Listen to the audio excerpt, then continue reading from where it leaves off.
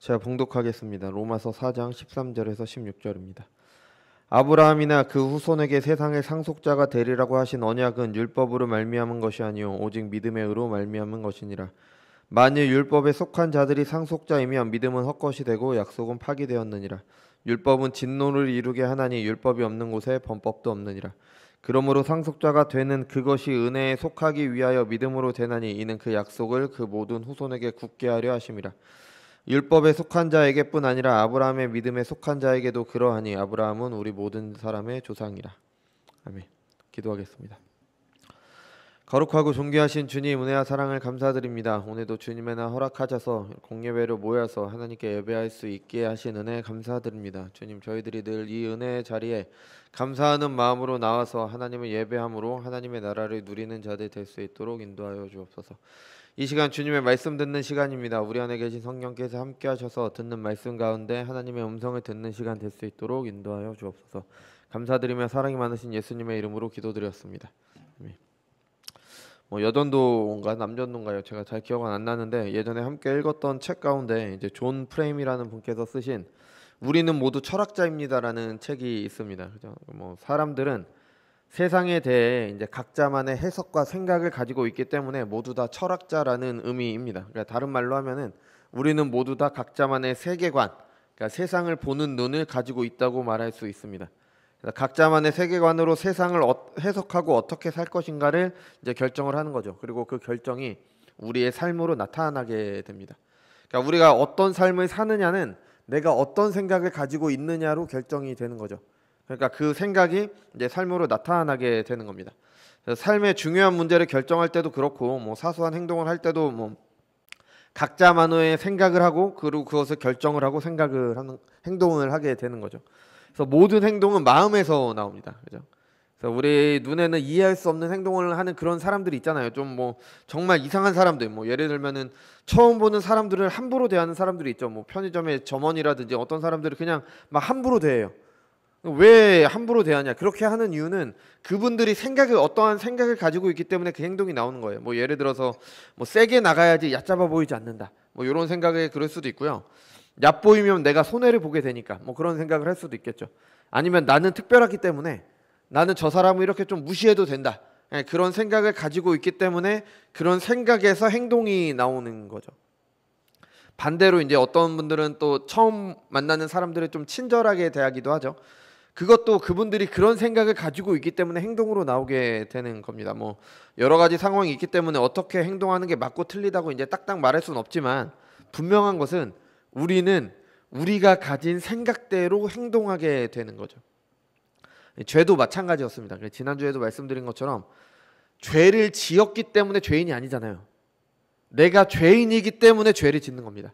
내가 죄를 짓고자 하는 생각이 있기 때문에 그 생각이 맞다고 지금의 상황에서는 그게 죄라는 걸 알면서도 그 생각이 맞다고 생각하기 때문에 짓는 거예요. 상황이 어떻다 뭐가 어떻다 다 2차적인 문제입니다. 나는 이렇게 해도 된다라고 생각하기 때문에 죄를 짓는 거죠.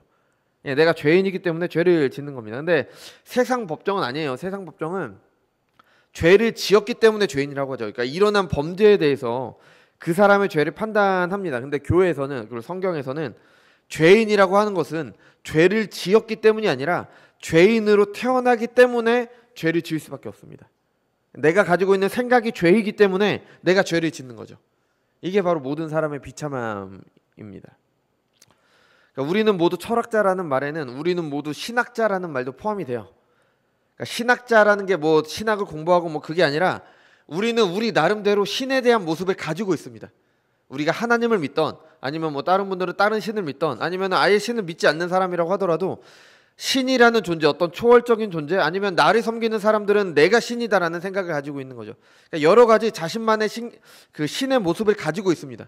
그래서 우리는 모두 신학자라고 할 수 있어요. 왜냐하면 내가 가지고 있는 신의 모습이 가지고 있기 때문에.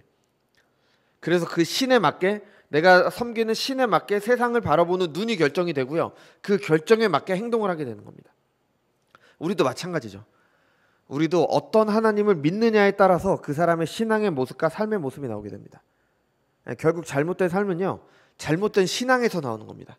내가 잘못 믿으니까 잘못된 신앙이 나오는 거예요. 아, 나는 하나님을 제대로 믿는데 뭐 해서 그렇다. 아니에요. 내가 잘못된 신을 믿기 때문에 내가 하나님을 잘못 아니까 잘못된 신앙이 나오게 되는 겁니다. 이 신자들의 삶에서 잘못된 믿음, 그 대표적인 게 하나님 나라예요. 하나님 나라. 우리 하나님 나라 다 알잖아요. 그죠? 천국 다 알잖아요. 천당 다 압니다. 근데 그만큼 오해가 많고 그거에 따라서 잘못된 삶의 모습이 나오게 됩니다. 하나님 나라, 뭐 천국, 천당, 뭐 어디에서는 무슨 뭐 극락 왕생 뭐 이런 말도 하죠. 뭐 여러 가지 것들이 말로 불립니다. 근데 이게 왜 이렇게 오해가 되냐면은 그 교회 말고도 다른 곳에서도 천국을 말해요. 천당을 말하고 죽고 나서 갈 좋은 곳을 말합니다. 그죠? 심지어 신을 믿지 않는 사람들도 그냥 막연하게라도 어떤 죽고 나서 갈 좋은 곳, 아니면은 이 땅에서 이루어야 되는 좋은 곳, 이런 얘기를 많이 하기 때문에 이 천국은 그만큼 오해되기가 쉽습니다. 그죠? 근데 제가 오해라는 말을 이제 좀 순화시켜서 그렇게 쓴 건데, 모르는 겁니다. 무지예요. 하나님 나라를 제대로 모르니까 내 마음대로 하나님 나라를 생각하는 겁니다. 우리는 하나님 나라 제대로 모릅니다. 내 마음대로 믿기 때문에 그 믿음에서 나오는 삶이 제대로 될 리가 없는 거죠. 그죠? 오늘 본문을 통해서 우리는 하나님 나라에 대한 무지 때문에 어떤 문제가 있고, 그럼 하나님 나라가 무엇인지 이제 함께 살피려고 합니다. 여러분, 하나님 나라가 무엇입니까? 천국이 무엇일까요? 천국이 뭐예요? 하나님 나라가 뭐라고 생각하십니까? 많은 종교나 사람들은 천국을 장소적인 개념으로 이해를 합니다. 죽고 나서 가는 좋은 곳. 뭐 좋은 곳이라는 것도 아주 물질적으로 생각을 하죠. 이 땅에서 내가 누리지 못한 여러 가지 것들을 완전히 누릴 수 있는 곳. 그래서 뭐 무슨 예전에 제가 뭐 들었던 무슨 테이프에는 뭐 황금길이 뭐 반짝반짝 막 하고 좌우에 보석들이 가득하고, 다음에 뭐 집이 있는데 그 집은 어떻고 안에는 뭐가 있고 우리가 가진 기본적인 천국에 대한 개념은 이거예요. 뭐 저도 그랬어요. 그러니까 누구나 다 가지고 있는 천국에 대한 개념입니다. 왜냐하면 세상이 그렇게 말하니까. 우리는 그런 세상에서 태어나서 그런 세상에서 자랐잖아요. 그러니까 아무리 성경에서 아니라고 얘기해도 우리가 가지고 있는 상식이 그런 곳이기 때문에 천국을 그렇게 오해할 수밖에 없습니다.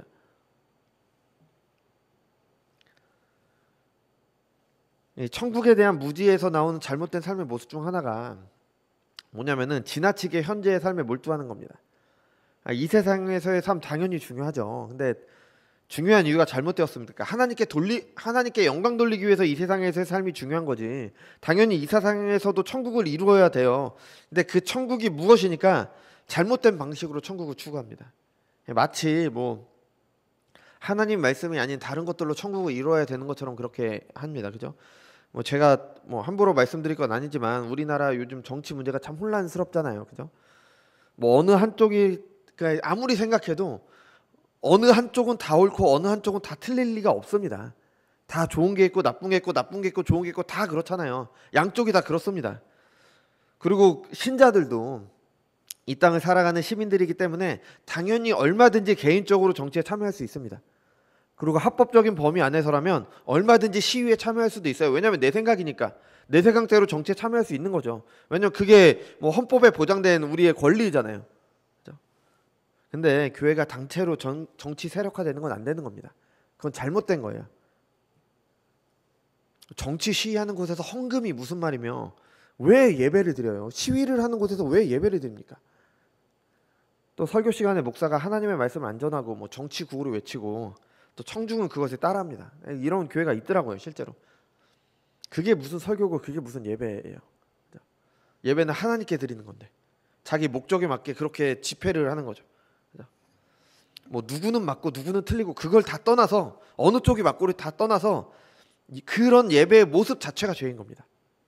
또 우리는 오해하지 말아야 되는 게 뭐 A당을 지지하면 그리스도인이고 B당을 지지하면 그리스도인이 아니다. 말도 안 되는 소리입니다. 그리스도를 믿는 사람이라면 누구나 다 그리스도인이에요. 참된 믿음이, 그리스도를 믿는 참된 믿음이 있느냐 없느냐의 문제지 어느 정당을 지지하느냐의 문제가 아닙니다. 우리 에베소서에 보면은 예수님께서 그의 피로 막힌 담을 허무셨잖아요. 유대인과 이방인을 나누던 그 담을 허무셨어요. 근데 지금 교회들, 그 모든 교회들이 다 그런 건 아니지만 일부 그런 잘못된 모습을 보이는 교회들은 정치라는 담을 쌓고 있는 겁니다. 예수님께서 허무신 그 담을 다시 쌓고 있는 거예요. 얼마나 죄입니까? 예배 시간에 그런다는 것도 그것도 그죠? 어느 당을 지지하냐 뭐 그게 중요하지 않습니다. 뭐 저는 뭐 어느 당을 지지할 수 있다라고 생각을 해요. 양쪽에 어느 당 간에. 그런데 정치 위에 그리스도가 있습니다. 정치를 통해서 이 땅에서 하나님 나라를 이룰 수가 없어요. 아무리 예수 믿는 무슨 누가 대통령이 된다고 해도 우리나라가 하나님 나라가 되지 않는다니까요. 될 수가 없어요. 하나님 나라는 그런 곳이 아니라니까요. 하나님 나라를 제대로 모르니까 그렇게 들어가게 되는 거죠. 물론 뭐 좀 그래도 그리스도인 대통령이 되시면은 약간 좀 그래도 너무 이렇게 세상적으로 쏠리는 그런 것들은 좀 맞고 그런 것들은 있을 수는 있겠죠. 그렇다고 하더라도 하나님 나라를 이룰 수는 없는 겁니다. 그죠? 정치 위에 그리스도가 있고요. 서로 생각이 달라서 다른 정당을 지지하더라도 우리는 같은 그리스도를 믿는 한 신자예요. 그리스도의 한 몸을 이루는 한 지체들인 겁니다. 그래서 우리는 다른 사람의 그 생각이 좀 다르더라도 좀 인정을 해줘야 되는 거죠.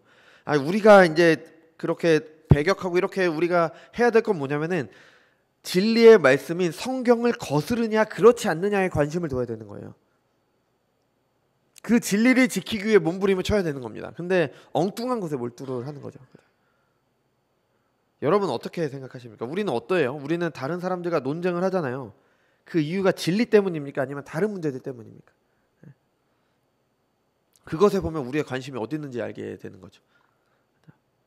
하나님 나라가 무엇인지 모르니까 이런 모습이 나타나게 되는 겁니다. 하나님 나라를 좋은 곳, 살기 좋은 장소로 생각하면 또 다른 이상한 형태의 이제 삶과 신앙을 나타내게 됩니다. 천국은 좋은 곳이다. 그럼 그 좋은 곳에 들어갈 수 있는 자격을 얻어야 되겠죠. 그 자격을 얻기 위해서 공로를 주장하게 됩니다. 이런 일 해야 들어갈 수 있다. 모두 하고 해야 된다. 이런 이유에서 가스라이팅이 가장 심한 곳 중 하나가 바로 종교입니다. 그죠? 천국에 들어갈 자격을 얻기 위해서 이것 해야 된다, 저것 해야 된다. 사람들 조종할 수 있잖아요. 그죠? 잘 먹고 잘 살기 위해서 죽어서 좋은 곳 가기 위해 이것 해야 된다. 사람들 조종하기 정말 좋습니다. 그죠? 어떨 때는 이렇게 목회하시는 분들이 정말 편하겠다라는 생각이 들기도 해요. 공포를 조장해서 원하는 행동을 하게끔 하니까 뭐 그럴 능력만 있다면 솔직히 목사 입장에선 편하죠. 껍데기일 뿐이지만 예배도 봉사도 헌신도 헌금도 필요한 만큼 할 수 있도록 할 수 있으니까 조종해서 할 수 있으니까 얼마나 좋아요. 천국 가려면 이거 해야 된다. 뭐 천국 가려면 1,000,000원 헌금해야 됩니까? 천국 가려면 매일 예배에 빠지면 안 됩니다. 이렇게 공포심 조장하면 얼마나 좋아요. 근데 당연히 하나님 앞에서 죄잖아요. 그죠? 그렇게 하면 죄잖아요. 우리는 당연히 행위로 구원받는다. 천국에 들어가기 위해 티켓을 사는 것처럼 어떤 것을 해야 된다고 말하지도 않고 그렇게 행동하지도 않습니다. 적어도 뭐 믿음으로 구원받는다고 말하는 교회 안에서 우리는 그렇게 해요. 근데 천국을 장소로 생각하고 들어가는 것만 중요하게 생각하는 우리의 모습은 또 다른 형태의 이상한 신앙으로 나오게 됩니다. 그게 뭐냐면은 행함으로 천국 가려는 사람들보다 더 못해요. 왜냐하면 행함으로 천국 가려는 사람 그런 모습도 당연히 잘못된 거지만 그 사람들은 그래도 적어도 행동은 합니다. 왜냐하면 내가 천국 가는 티켓을 얻어야 되니까 적어도 어떠한 행동은 해요. 근데 우리는 믿음으로 구원받는다고 말하면서 내가 믿는다라는 말만 하면 마치 내가 천국 가는 티켓을 얻는 것처럼 그래서 아예 행함도 아예 안 하게 되는 거예요. 더 나쁘죠. 뭐 둘 다 죄지만 뭐 더 나쁘다 덜 나쁘다 얘기할 수 없지만 둘 다 잘못된 겁니다. 어떤 의미에서는 행함으로 천국 가려는 것보다 더 심하죠. 그냥 공짜로 받으려고 하는 거잖아요. 공짜로. 좀 사람들이 하는 말로 그냥 말 그대로 날로 먹으려고 하는 거잖아요. 그죠? 그냥 나는 예수님 믿는다라는 말만 하고 나는 천국 가는 티켓을 얻었습니다. 그냥 그렇게 하려는 거잖아요. 그래서 이런 전도 많이 했죠. 영적 기도만 하면 구원받고 천국에 갑니다. 영적 기도만 하십시오. 이런 전도가 이제 이런 잘못된 것에 더 부추기게 되는 거죠. 여러분 영적 기도만 하면은 천국에 갑니까? 이 말은 천국이 무엇인지 제대로 모르는 겁니다. 이게 어느 목사님께서 아주 신랄하게 비판을 하셨는데 복음을 모르고 복음을 전한다. 제대로 모르는 사람이 전하기 때문에 전도를 할수록 정말 이상해진다. 이 말이 이해가 되세요? 전도는 좋은 거잖아요. 해야 되는 건데 전도를 하면 할수록 이상해진대요. 그죠? 이 어느 뭐 무슨 퀴즈 프로그램이나 수련회에 가면은 자주 하는 게임 가운데 그 단어가 있으면은 그 단어를 이제 뒷사람에게 몸동작으로만 설명하는 그런 게임이 있잖아요. 그죠? 그래서 이제 뭐 여러 사람이 이렇게 쭉 서 있으면 첫 번째 사람에게 단어가 주어지고 이 사람은 그 단어를 보고 뒷사람에게 몸으로 설명하고 또 이렇게 줄줄이 이어서 설명하는 그런 게 있잖아요. 처음 사람은 그래도 나름대로 그 단어를 봤으니까 좀 이제 어느 정도 이제 막 몸으로 설명을 해요. 근데 두 번째 사람은 첫 번째 사람의 그 설명을 보고 전혀 이해를 못한 거예요. 그러니까 다른 말로 이해를 한 거죠. 그러면은 그 세 번째 사람에게 아주 이상하게 그렇게 설명을 하겠죠. 잘못 이해한 게 이렇게 전해지다 보면은 결국에는 완전히 다른 그런 답을 말하게 되겠죠. 그죠? 잘못된 전도가 이렇다는 겁니다. 복음을 모르고 전도하는 게 이런 거예요. 뭐 물론 100%다 알아야 전도한다 이런 말 당연히 아닙니다. 누구도 하나님에 대해서 100%다 알 수 없으니까요. 저도 마찬가지고요. 여전히 배우고 연구하고 또 해야 되죠. 하나님의 진리의 말씀을 누가 다 알 수 있겠어요. 근데 영적 기도만 하면 천국에 간다고 말하는 것은 아예 모르는 겁니다. 이거는 그냥 내가 잘 모른다와 완전히 다른 거예요. 아예 방향이 달라요. 완전히 몰라도 이제 바른 방향으로 가야 되는 거죠. 그죠? 그래야 이제 아주 이상해지지 않습니다. 다 잘못된 방향으로 가게 되니까 그 끝이 다르다. 그래서 이단인 거잖아요. 그죠? 잘못된 방향을 가지고 전도를 계속하니까 이게 교회인지 이단인지 구분이 안 됩니다. 믿음으로 이미 죄사함을 받았기 때문에 죄를 막 지어도 된다. 이게 구원파 이단이잖아요. 근데 이거에서 교회들이 뭔가 비슷한 말을 하잖아요. 우리 믿음으로 구원받는다. 비슷한 말을 하잖아요. 그러니까 그 구원파에 대해서 아무 말도 못 하는 거예요. 우리랑 비슷하니까. 아니, 우리랑 비슷하지 않지만 잘못된 전도 때문에 그게 비슷하다고 생각이 되니까 할 말이 없는 겁니다. 여러분, 이거는 심각한 문제입니다. 단순히 신앙 논쟁의 문제가 아니라 이단을 우리가 뭐 이렇게 해야 되고 믿지만 안 해야 되고 그런 문제가 아니라 우리가 예수님을 믿는다고 생각을 하는데 예수님을 믿는 게 아닐 수가 있다는 겁니다. 아니, 나는 예수님을 믿고 예배를 드리는데 예수를 믿는 게 아니라니. 우리는 성경이 말하는 예수님을 믿어야 되는 거죠. 성경이 말하는 예수님을 믿고 예배를 드려야 되는 겁니다. 성경이 증언하는 예수님이 아닌 다른 것을 믿으면, 내 생각으로 만든 예수님을 믿으면 그 믿음은 구원에 이르는 믿음이 아닙니다. 여러분, 계속 말씀드리지만 내가 믿는다는 사실이 중요한 게 아니에요. 내가 예수님을 믿는 게 중요한 겁니다. 내가 믿는 분이 예수님이라는 게 중요하지 내가 믿는다는 것 자체는 중요하지가 않아요. 바른 지식에서 나온 이제 제대로 된 믿음이 아니라면 잘못된 지식에서 나온 잘못된 믿음을 가진 그런 열심이 있었던 게 바로 유대인들이었잖아요. 그 유대인들은 예수님이 십자가에 못 박았습니다. 그죠? 형제들아, 내 마음에 원하는 바와 하나님께 구하는 바는 이스라엘의 위함이니 곧 그들로 구원을 받게 함이라. 내가 증언하노니 그들이 하나님께 열심이 있으나 올바른 지식을 따른 것이 아니니라. 아멘. 열심만 있으면 안 된다니까요. 내가 열심히 믿는다, 내 믿음은 강하다, 그게 중요한 게 아니라 누구를 믿느냐가 중요한 거예요. 누구를 믿느냐가. 우리가 잘못 알고 믿으면 유대인들과 다를 게 없는 거죠. 그럼 하나님 나라가 뭐냐 대체? 그럼 하나님 나라가 무엇이길래 다 틀렸다고 하느냐? 우리는 이것을 본문에서 알 수가 있습니다. 본문에서 구원받은 신자들을 이제 뭐라고 말하고 있냐면 13절에 보면요, 세상의 상속자라고 말하고 있습니다. 14절에서도 보면은 율법으로 상속자가 될 수 없다고 말하고 있어요. 16절에서도 보면요, 구원받은 것을 상속자가 되는 그것이라고 말하고 있습니다. 예. 구원받은 신자들은 상속자입니다. 상속자. 그럼 무엇을 상속했냐? 하나님 나라의 상속자죠. 하나님 나라의 상속자. 하나님 나라를 유업으로 받는다, 이런 말도 많이 하잖아요. 그죠? 예수님께서도 그렇게 말씀을 하셨죠. 하나님 나라를 유업으로 받을 것이다. 하나님 나라를 상속받을 것이다. 사도 바울도 그랬고 베드로도 같은 표현을 사용을 합니다. 그죠? 신자들은 하나님 나라를 상속하는 사람들입니다. 그러니까 어떤 의미에서 상속일까요? 그럼 뭘 상속받을까요? 13절에서 말을 합니다.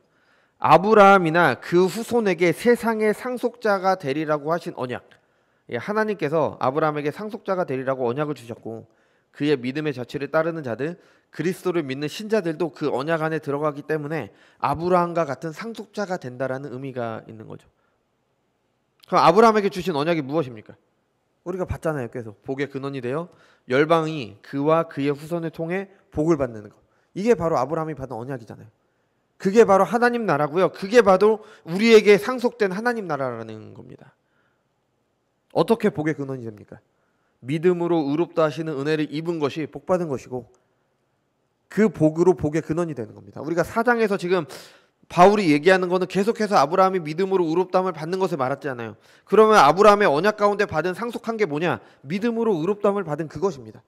그게 바로 아브라함이 받은 상속이고요. 그게 바로 하나님 나라라는 겁니다.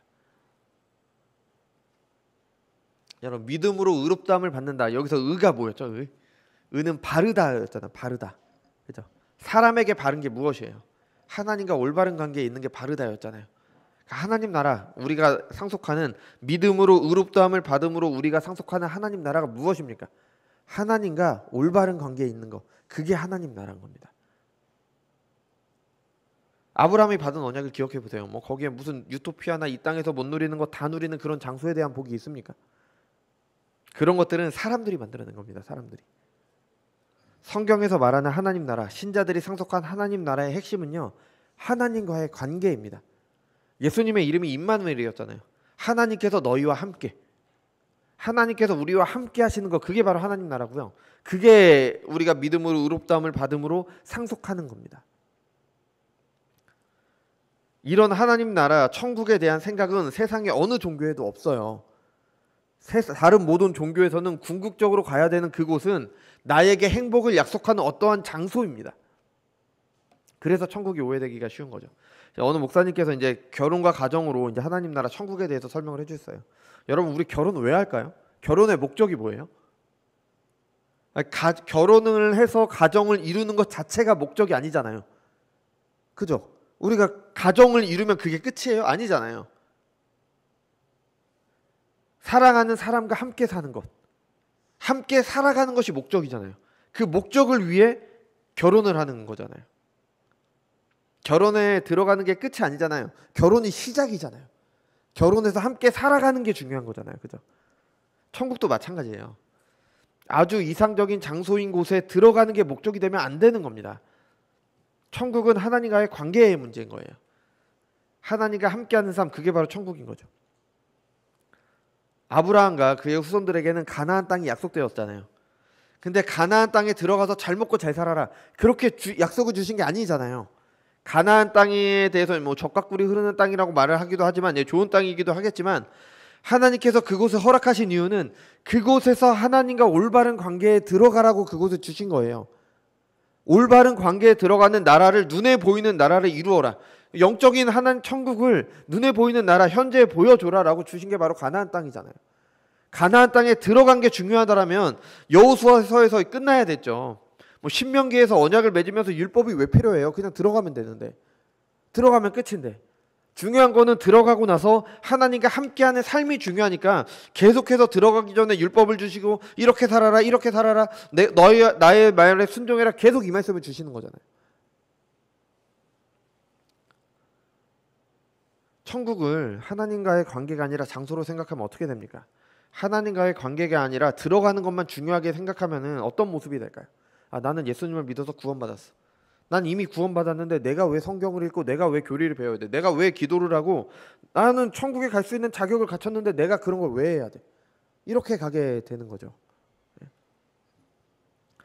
천국에 갈 수 있는 최소한의 자격을 갖추기 위해 주일에 예배만 드리면 되지. 봉사도 자격을 잃지 않을 정도로만, 헌금도 헌신도 천국에 들어갈 입장권을 받을 수 있을 정도로, 아니면은 뭐 이미 받은 입장권을 잃지 않을 정도로만 하자. 만약 우리가 이렇게 한다면 우리는 천국에 대해서 하나도 모르는 겁니다. 무지예요, 무지. 어리석음입니다. 그러니까 이런 생각을 하고 이렇게 행동을 할 수밖에 없는 거예요. 천국은요, 하나님과의 관계입니다. 예수님을 믿었습니다. 하나님을 알지 못하던 사람들이 하나님을 아는 지식이 허락됐죠. 하나님께 순종할 수 없는 죄인들, 그래서 하나님과 함께할 수 없는 죄인들에게 죄사함의 은혜가 허락되었고요, 그 은혜로 하나님과 함께하게 되었습니다. 순종할 수 없는 사람들, 죄를 지을 수밖에 없는 죄인들의 본성을 새롭게 해주셨어요. 하나님을 사랑함으로 하나님의 뜻을 알기를 원하고 하나님께 순종하기를 원하는 사람들이 됐습니다. 이게 바로 하나님 나라잖아요. 의롭게 된 거잖아요. 그렇게 살아가는 게 하나님 나라를 사는 거예요. 이게 바로 천국입니다. 그러니까 뭐 나는 믿었다, 나는 티켓을 받았다, 그러니까 이제 됐다, 그런 생각을 잘못됐다는 겁니다. 예수님을 믿었다면 천국을 살기 위해서, 하나님과 함께하는 그 올바른 관계를 누리기 위해서 성경을 배우는 겁니다. 하나님과 함께하는 그 복을 누리는 게 성경을 통해 더욱 하나님을 깊이 알고 더욱 믿고 사랑함으로 그의 뜻에 순종하는 거잖아요. 그렇게 사는 것 자체가 하나님 나라라니까요. 무슨 티켓을 얻기 위한 게 아니라 그거 자체가, 그걸 하기 위해서 우리가 구원받은 거잖아요. 우리가 받은 구원이 그거잖아요. 그게 바로 천국이잖아요. 당연히 교리 배워야죠. 왜요? 하나님과 함께 해야 되니까. 그게 천국이니까. 하나님에 대해 배우지 않고 하나님을 아는 지식이 자라지 않고 기도도 하지 않고 찬양도 하지 않으면서 어떻게 하나님과 함께 할 수 있어요? 어떻게 그게 천국입니까? 그게 무슨 하나님 나라예요? 예배도 마찬가지죠. 예배는 하나님과 함께하는, 하나님과 교제하는 그것 자체가 목적이잖아요. 예배가 무엇을 이루는 수단이 아니라 예배를 통해 하나님과 교제하는 게 천국인 겁니다. 그래서 예배가 소중한 거예요. 그래서 예배가 기쁨이 되는 거죠. 여러분, 예배 시간이 지루하고 좀이 쑤시다. 하나님과 교제가 없기 때문이죠. 하나님과 함께함이 없기 때문입니다. 그럼 여러분 생각해 보세요. 우리에게 약속된 하나님 나라, 뭐 지금 우리가 누리는 하나님 나라 말고 주님께서 다시 오시는 날 우리가 몸이 부활해서 하나님과 영원토록 함께하는, 이 다른 말로 하면 뭐예요? 영원토록 하나님을 예배하는 그날이 우리에게 소망이 될 수 있어요? 여러분, 예배 드리는 그게 영원이 된다니까요. 지금 예배가 지루한데 어떻게 그 영원이 되는 예배가 우리에게 소망이 될 수가 있겠어요? 지금 예배가 그렇게 드리기 힘들고 지루하고 주님께서 오시는 그날에 영원토록 그것을 해야 되는데 어떻게 그게 소망이 될 수가 있겠습니까? 여러분, 우리가 왜 그렇게 예배를 소중히 합니까? 예배를 드리지 못하면 천국에 못 가서가 아니잖아요. 예배가 천국이기 때문에, 예배가 하나님과 함께하는 천국이기 때문에 그런 거잖아요. 예배가 우리의 모든 삶의 이유와 목적이며 마지막 종착지인 겁니다. 이 땅에서의 예배에서 그것을 맛보지 못한다면 이제 마지막 날에 있을 영생, 그 영원한 예배가 우리에게 무슨 의미가 있겠어요? 뭐 어떤 소망이 되겠습니까? 이런 하나님 나라에 대한 성경의 가르침을 바로 알면 이제 내가 행한 일로 그 나라를 얻겠다는 게 얼마나 어리석은지 알게 됩니다. 그래서 성경이 중요한 거예요. 성경을 이제 하나님의 말씀으로 알고 그것이 증언하는 것만이 진리라는 확실한 믿음이 중요합니다. 그래야지 다른 것들에 흔들리지 않아요. 천국이 말하지 않는 천국을 바라보니까 뭐 행위로 구원받는다, 뭘 해서 구원받는다, 그런 말은 하지 않더라도 그런 생각을 하고 그렇게 행동하게 되는 거죠. 율법의 행함으로 의롭다함을 받을 수 있습니까? 율법을 행함으로 천국에 갈 수 있을까요? 불가능해요. 왜냐하면 왜 불가능하냐면 율법을 지킬 수 없는 사람들이 율법을 지키도록 되는 게 천국이잖아요. 근데 율법을 지킬 수 없는 사람들이 어떻게 율법을 지켜서 천국에 가요? 말도 안 돼. 말 자체가 모순인 거예요. 말도 안 되는 거죠. 14절에서 15절이 말합니다. 율법으로 아브라함의 언약을 상속하게 된다면 믿음으로 의롭다 하신 것이 무엇이냐? 필요 없는 것이 아니냐? 또 율법은 그것을 지키기 위해서가 아니라 지키지 못하는 사람들의 죄를 드러내기 위한 거다. 율법을 지키는 사람에게는 율법이 필요 없습니다. 그냥 하나님의 뜻대로 사는 사람들에게 율법이 왜 필요해요? 이미 하나님과 함께하고 있는데. 우리 그러잖아요. 뭐 이렇게 좀 잘 사시는 분들에게 저 사람은 진짜 법 없이도 살 거야 이런 말 하잖아요. 이미 법을 잘 지키면서 사니까요. 이미 뭐 어떻게 할 게 없으니까. 근데 지키지 못하는 사람들에게 법이 필요한 거잖아요. 무엇이 옳고 무엇을 해야 되는지, 무엇을 하지 말아야 되는지 알려주기 때문에 율법이 필요한 거잖아요. 율법이 없는 곳에 죄가 없다는 게 아닙니다. 율법이 없어도 하나님의 법을 어기면 죄예요. 근데 율법은 그 죄를 드러내는 겁니다. 이게 틀렸다라는 걸 말해줘요. 그러니까 죄가 죄라는 걸 알려주는 거죠. 율법이 없는 곳에 범법도 없다라는 건 이런 의미죠. 우리는 율법이 없다면 죄가 죄인지도 모릅니다. 그러면서 죄를 져요. 그런데 율법을 통해서 우리가 죄가 죄인 줄 알게 된다는 거죠. 그러니까 율법이 없는 곳에 범법도 없게 되는 거죠. 여기서 바울이 말하는 율법은 모세에게 주신 율법을 말할 수도 있지만 보다 넓은 의미에서 율법입니다. 뭐냐면 우리가 우리 마음속에서 이렇게 하면 착한 거야. 이렇게 하면 하나님 나라에 갈 수가 있어. 이렇게 이거는 지켜야지 뭐 사람답게 사는 거야. 뭐 이렇게 말하는 우리가 생각하고 있는 그 모든 것들 있잖아요. 그 모든 것들이 여기에서 율법에 들어가게 되는 겁니다. 여러분, 이런 것들 아무리 지켜도요. 지킬 수도 없지만 아무리 지켜도 아브라함의 언약을 상속할 수 없습니다. 우리가 이 정도 하면 나는 천국 갈 거야. 이 정도 하면 그래도 나는 그리스도인지. 이 정도 하면 나는 착한 사람이야. 그 기준 누가 정한 겁니까? 내가 정했잖아요. 하나님의 말씀이 정한 게 아니잖아요. 내가 정한 거잖아요. 내가 정한 기준이 그게 적합합니까? 뭐 일주일에 몇 시간 기도해야 되고 교회에서 몇 시간 헌신하고 뭐 어떤 봉사를 하고 어떤 헌신을 해야 천국에 갈 수 있는 기준이 될 수 있습니까? 그 기준 누가 정할 수 있어요? 만약 이제 각 교회에서 목사님들이 정해준다고 하면은 그것만 하면 된다고 누가 확신할 수 있어요? 성경에 그런 기준이 나와 있습니까? 여러분, 제가 여러분에게 뭐 하루에 기도는 2시간씩 하시고요. 뭐 예배 시간에 뭐 주일 예배는 어떻게 드려야 되고 뭐 할 때 빠지지 마셔야 되고 헌금은 얼마 해야 되고 봉사는 뭐 해야 되고 뭐 해야 됩니다. 그래야지 천국 갈 수 있습니다. 그 기준 누가 정한 거예요? 제가 정한 거잖아요. 제 거예요. 그거는 성경이 아니잖아요. 성경에서 그런 기준 말하지 않잖아요. 아마 하루에 몇 시간 기도해라 그런 거 안 나오잖아요. 모두 사람이 만든 겁니다. 사람이. 또 사람은요 수시로 변해요. 그래서 내가 만든 기준을 가지고 이제 내가 마음대로 어떨 때는 잘 지켜요. 어떨 때는 뭐 저도 그럽니다. 이제 하루에 몇 시간씩 기도를 해야지 뭐 일주일 동안 잘 지킵니다. 근데 그 일주일이 지나면 좀 흐지부지해지죠. 그럼 나는 일주일 동안은 천국에 갈 자격이 있다가 일주일 후에는 자격이 없어지잖아요. 티켓을 잃어버리게 되잖아요. 그럼 누가 구원을 확신할 수가 있어요? 누가? 아무도 확신하지 못하죠. 변함없으신 하나님을 의지하는 믿음으로 의롭다함을 받는다고 하기 때문에 우리가 구원을 확신하게 되는 겁니다. 그러므로 상속자가 되는 그것이 은혜에 속하기 위하여 믿음으로 되나니 이는 그 약속을 그 모든 후손에게 굳게 하려 하심이라.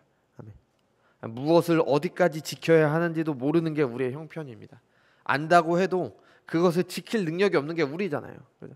누가 율법을 지켜 의롭다함을 받을 수 있겠습니까? 무엇을 해야 되는지도 모르고 할 능력도 없는 죄인들이잖아요. 하나님과 함께하는 은혜를 주시는 것이 이제 의롭다 하시는 은혜입니다. 아브라함과 그의 믿음의 자취를 따르는 모든 신자들에게 상속된 하나님 나라가 바로 그거예요. 그렇기 때문에 이제 아무로 이제 행함으로 의롭다함을 받을 수가 없습니다. 여러분, 천국은 하나님 나라는요 하나님과의 관계가 핵심입니다. 우리가 지금 이 땅에서 하나님과 올바른 관계에 있다고 하면은 그게 바로 천국인 겁니다. 우리가 새 찬송가 이제 좀 이따 부를 테지만 438장 3절에 이런 가사가 있어요. 높은 산이 거친들이 초막이나 궁궐이나 내 주 예수 모신 곳이 그 어디나 하늘나라. 왜 주님을 모신 곳이 하늘나라입니까? 하나님과 올바른 관계에 있다면 그것이 바로 하나님 나라이기 때문입니다. 하나님과 올바른 관계에 있다면 그게 바로 하나님 나라예요. 하나님과 올바른 관계에 있는 것은 수단이 아니라 목적입니다. 하나님과 올바른 관계에 들어가서 좋은 곳에 가는 티켓을 얻어내는 게 아니라니까요. 하나님과 올바른 관계에 있어서 내가 내 행복을 추구하는 게 아니라는 겁니다. 하나님과 올바른 관계에 있는 그 자체가 하나님 나라라는 거예요. 예수님을 믿어 천국 가서 이것저것 다 누리자 이게 아니라는 겁니다. 관계가 목적이에요. 예배가 목적입니다. 내 행복을 위한 수단이 아니에요. 아까도 가정에 대해서 말씀드렸지만 여러분, 화목한 가정이 우리의 목적입니까? 화목한 가정을 이루어야죠. 그거는 당연히 좋은 거죠. 당연히 좋습니다. 그렇게 해야 돼요. 근데 화목한 가정이 목적이 돼서는 안 되잖아요. 무슨 말씀이냐면 화목한 가정이 목적이 아니라 가족 간의 관계가 목적이어야 되는 거잖아요. 부부 사이에, 부모와 자녀 사이에, 형제 사이의 관계가 중요해요. 그 관계가 올바를 때 가정의 행복이 따라오는 거잖아요. 근데 반대로 된다. 가정의 행복이 목적이 된다면 그 목적을 위해 다른 조건들이 붙어지잖아요. 아버지는 어느 정도의 돈을 벌어야 되고 어머니는 뭘 해야 되고 자녀들은 뭘 해야 되고 그 화목하다는 그 과정을 이루기 위해서 그 가정을 이루기 위해서 어떤 조건들이 붙게 되잖아요.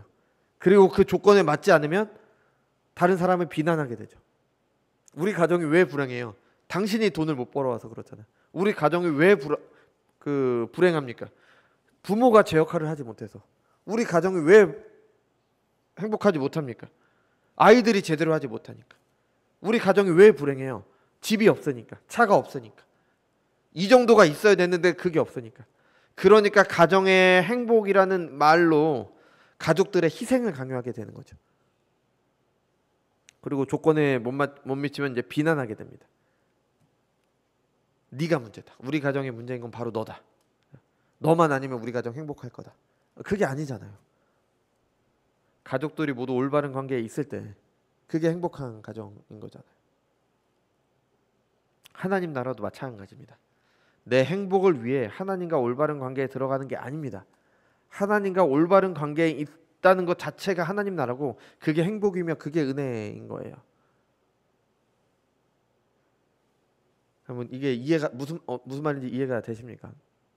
아니 저는 솔직히 말씀드리면 지난 이제 수주 동안 이제 몇 달 동안 이제 저는 개인적으로 뭐 아실지 모르겠지만 굉장히 힘들었습니다. 뭐 고민도 많았고 이제 목회자의 자질이 있나 하나님께 기도도 많이 했고 이제 여러 가지 고민이 있다 보니까 저는 예배 드리는 게 너무 힘들었습니다. 그래서 여러 날 동안 기도도 하고 이제 하나님도 간절히 찾고 많은 거 있었는데 그러다가 이제 지난주에 제가 존경하는 한 교수님과 이제 만날 일이 있어서 그분과 대화를 나눈 일이 있었는데 그분께서 통해서 이제 하나님께서 응답을 하셨습니다. 그러니까 하나님의 말씀을 듣는다는 게 무슨 신비로운 그런 거라기보다는 이제 하나님의 말씀을 묵상하고 뭐 그것에 대해서 이제 서로 대화하는 중에 이렇게 성령께서 그 진리를 깨닫게 하시는 방식으로 이렇게 우리에게 응답을 하실 수가 있는 거죠. 그죠?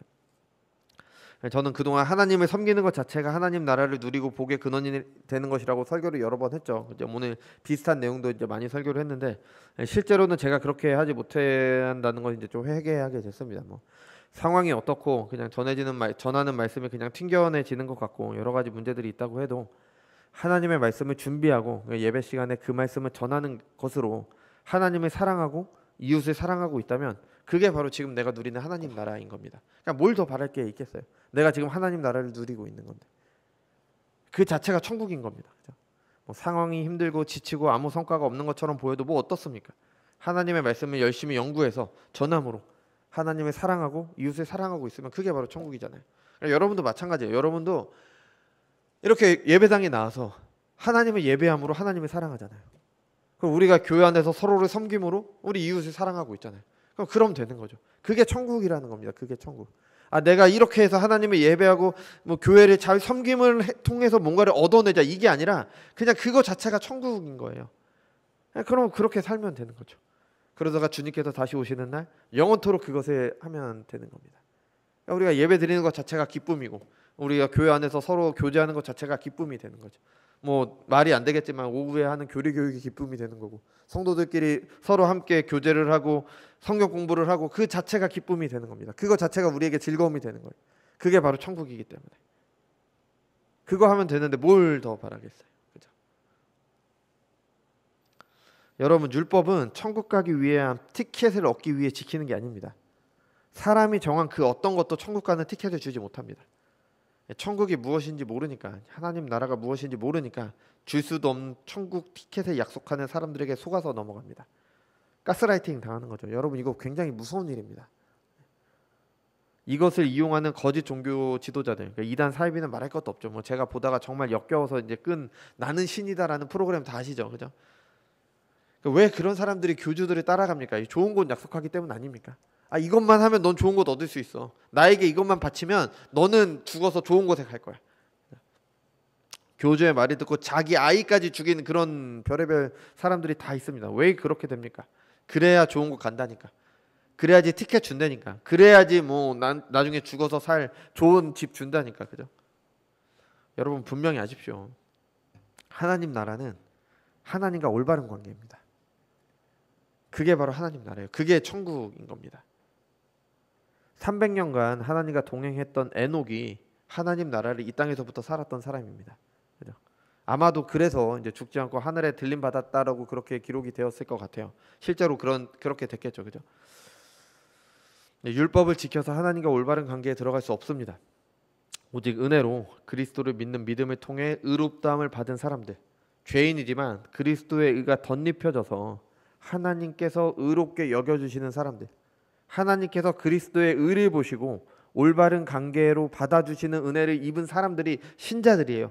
그 사람들이 율법을 지키는 겁니다. 그 사람들이 하나님을 사랑하기 때문에 하나님의 뜻을 행하는 것, 그래서 하나님 나라를 살아가는 것, 그게 바로 율법을 행하는 것으로 나타나게 되는 겁니다. 그러니까 율법을 행함으로 하나님의 나라에 간다 말 자체가 되질 않는 겁니다. 하나님을 사랑하고 이웃을 사랑하고 하나님을 예배하고 내 삶에 하나님께서 받으실 산 제물로 드리는 것, 이게 바로 하나님 나라를 사는 은혜인 겁니다. 여러분은 하나님 나라를 살고 계십니까? 여러분이 생각하는 하나님 나라는 어떤 곳입니까? 우리는 하나님을 사랑하고 이웃을 사랑하는 것을 어떻게 행하고 있습니까? 실제로 우리 삶에 나타나긴 해야 되잖아요. 그걸 통해서 하나님 나라를 가는 건 아니지만 우리가 하나님 나라를 살아가고 있다는 건 나타나야 되잖아요. 여러분, 하나님 사랑한다는 거 어떻게 나타나고 있어요? 여러분, 이웃을 사랑한다는 거 어떻게 나타나고 있습니까? 우리가 드리는 이 예배가 하나님을 사랑하고 이웃을 사랑하는 하나님 나라를 누리는, 그래서 너무 감사하고 기쁜 예배입니까? 아니면 천국 가기 위한 티켓을 얻기 위해 어쩔 수 없이 드리는 예배, 그래서 내가 생각하는 그 티켓을 받기 위해 최소한의 것만 하는 그런 예배입니까? 예, 우리는 성경이 증언하는 하나님 나라를 제대로 알고 믿고 소망하고 있습니까? 아니면 이방 종교나 세상이 말하는 좋은 곳을 천국으로 오해하고 있습니까? 여러분, 우리의 행동, 우리의 믿음에서, 우리의 생각과 우리의 믿음에서 우리의 삶이 나오게 됩니다. 우리가 바르게 하나님 나라를 알고 있는지 이 시간 돌아보시길 바랍니다. 하나님의 은혜가 우리와 함께 하시길 바랍니다. 기도하겠습니다.